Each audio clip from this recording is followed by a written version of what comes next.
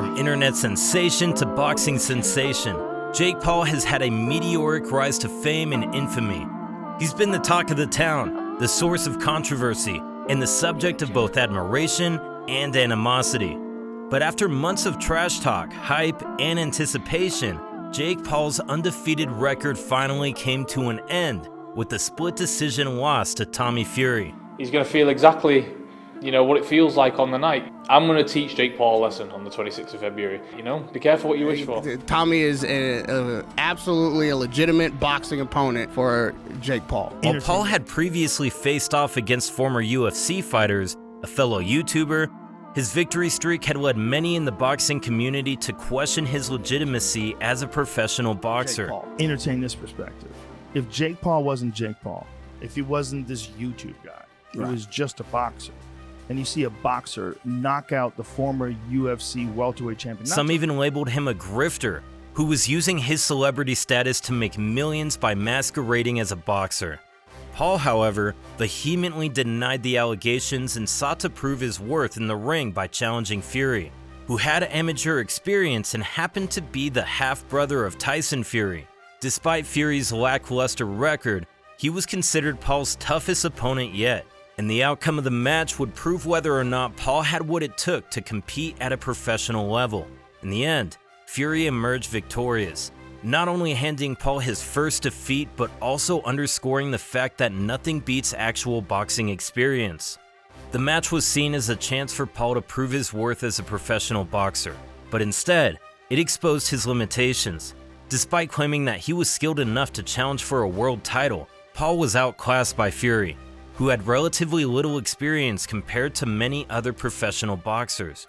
This loss will undoubtedly be a humbling experience for Paul, who will now have to put in a lot more work if he wants to achieve his dreams of becoming a world champion. While losing to Fury may seem like a setback for Paul, it could also be the wake-up call he needs to step up his game and become a better boxer. His previous opponents had all underestimated his power, but Fury was different. He had the boxing experience to counter Paul's attacks and adjust his strategy as the fight went on. From his days as an amateur, Fury was trained to make adjustments, and for this fight, he had trainers who could detect Paul's bad habits. When the plan was put into practice, Fury prevailed by capitalizing on Paul's mistakes, sniffing out his 3 offensive moves: up jab, jab to the body, overhand right, and neutralizing Paul's right hand. Simply put, experience won. Fury was more active from the opening bell and refused to wait on Paul to get settled in. He used a sharp jab and constant movement to prevent Paul from firing the right. After a pair of close rounds to start, Fury found that Paul didn't have a plan B. Fury deployed an uppercut that routinely caught Paul whenever he ducked down to fire the right hand. He also out-jabbed the problem child. Both fighters had good moments in the first 4 rounds in front of a star-studded crowd in Saudi Arabia, but Fury landed more significant shots behind a consistent jab that allowed him to keep Paul at a distance. Paul appeared to stun Fury with an accurate left hook early in the 5th round, but he also lost a point when the referee penalized him, apparently for pushing down on Fury's head in a clinch. Fury had a strong finish and claimed the decision. Fury and Paul were slated to meet 2 times previously, but Fury was unavailable for both showdowns. He injured a rib before their scheduled bout in December 2021, and he was denied entry to the US last summer ahead of a planned meeting in August. Paul used the postponements to taunt Fury, and the emotions built into the contentious weigh-in earlier this week in Saudi Arabia, which jumped at the chance to underwrite this boxing spectacle and social media event. Fury said after beating Paul, "This is my first main event. I'm only going to go stronger. I'm going to go bigger. I'm going to go better. If he wants a rematch, bring it on." And a rematch just may happen. Paul has such a clause in the contract and hinted he would use it. He said he disagreed with the judge's results. He also said he had a health problem during the training camp and was suffering from an arm injury. But for Fury, only the victory matters. While Paul has claimed that he's dedicated to boxing and will seek a rematch with Fury, the reality is that another loss would significantly damage his marketing power. After all, much of Paul's appeal lies in his ability to infiltrate the world of boxing as a YouTuber, using social media and natural athleticism to make millions. He's captured the imagination of Gen Z, a demographic with a notoriously short attention span, and exposed the sport's lack of marketing power to younger fans.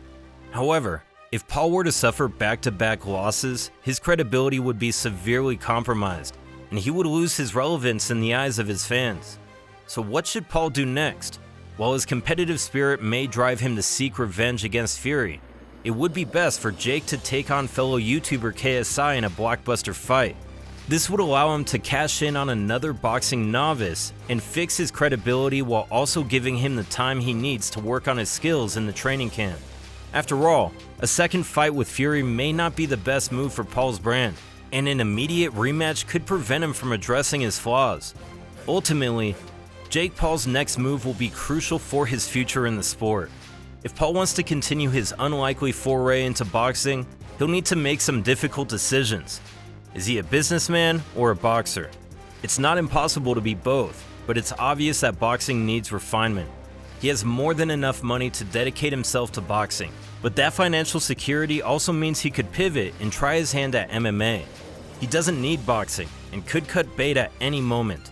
But considering the financial upside of boxing and his competitive spirit, chances are that we'll see Paul Fury 2 before the end of 2023. Paul said during his post-fight interview, "Don't judge me by my wins, judge me by my losses. I'll come back." For 3 years, Paul has dedicated himself to maximizing his talents. He brought in top trainers, he paid well for top sparring. He was singularly focused on winning, but Paul is a man with options. He founded a gambling site, he makes millions on YouTube. He's involved with several different products. He likes boxing, but the truth is that he doesn't need it. And it's fair to wonder if he will approach training with the same fire he once did.